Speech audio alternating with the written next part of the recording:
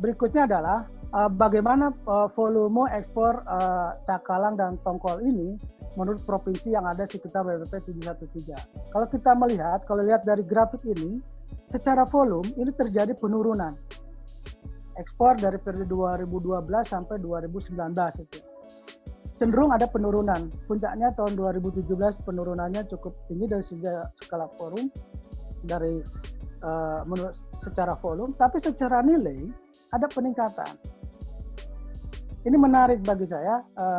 Kenapa volume terjadi penurunan, tapi secara nilai ada peningkatan. Nah ini kaitannya kenapa? Ini berarti ada sesuatu yang perlu kita gali lebih dalam.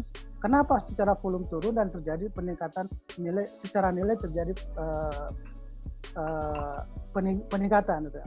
Ini penting untuk kita petakan karena ketika ini penurunan volume ini pasti sejalan dengan penurunan produksi yang ada di wilayah tersebut. Kan? Nah, sehingga kita harus mengukur bagaimana strategi ke depannya. Nah, kalau kita lihat lebih detail lagi untuk ke jenis produknya, ternyata yang turun itu adalah ekspor dalam bentuk beku. Raw material itu terjadi penurunan. Ini adalah menurut saya sebagai orang ekonomi, ini adalah suatu hal yang menarik dan penting.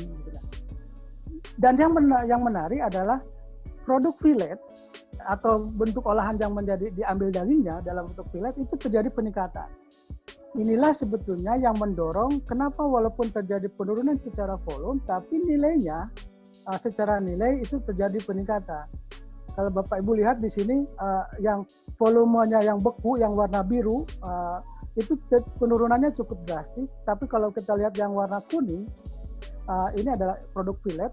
Ini adalah terjadi peningkatan yang sangat tinggi gitu kan. Nah, kalau kita lihat share-nya, ternyata tahun 2012 share produk beku itu yang diekspor dari wilayah 713 ini sangat dominan, hampir 60% itu produk beku.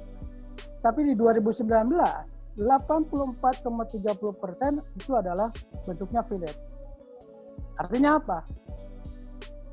Harga produk beku kalau kita lihat di sini itu relatif sangat rendah. Hanya sekitar $1 per kilogram itu. Tapi kita lihat harga yang filet, harganya sangat tinggi, gitu kan? Hampir 2019 harganya mencapai 9,4 USD per kilogram. Inilah yang menjadi jawaban kenapa volumenya turun tapi nilainya naik, karena ada perubahan produk yang diekspor dari wilayah 713 dari beku menjadi filet. Ini adalah, menurut saya ini adalah suatu prestasi yang cukup besar. Jadi artinya kalau misalnya sudah begini, kita tidak pendekatannya itu tidak perlu tidak hanya mengandalkan volume gitu kan untuk meningkatkan nilai ekspor, untuk meningkatkan nilai ekonomi itu pendekatannya itu tidak perlu dengan peningkatan volume, tapi meningkatkan produk mutu dari ikan pelagis besar yang ada di sini. Ini sudah terjadi di lapangan seperti itu saat ini, sehingga walaupun sumber daya ikan pelagis besar di wilayah 713 itu cenderung menurun, tapi bukan berarti nilai ekonominya juga menurun gitu kan. Ada strategi lain yang bisa kita tingkatkan untuk meningkatkan nilai ekonomi. Salah satunya adalah diversifikasi produk ini, dan ini sudah terjadi. Inilah yang seharusnya kita perkuat ke depan supaya produk-produk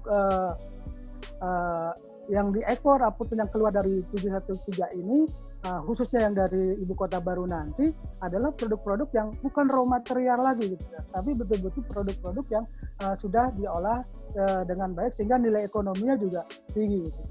Di sini yang memiliki nilai harga tinggi adalah di luar rata-rata, di luar yang produk beku gitu ya, seperti itu. Yang fresh dan yang dingin juga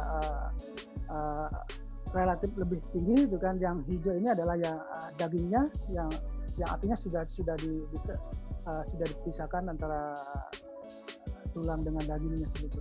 Nah ini salah satu hal yang perlu kita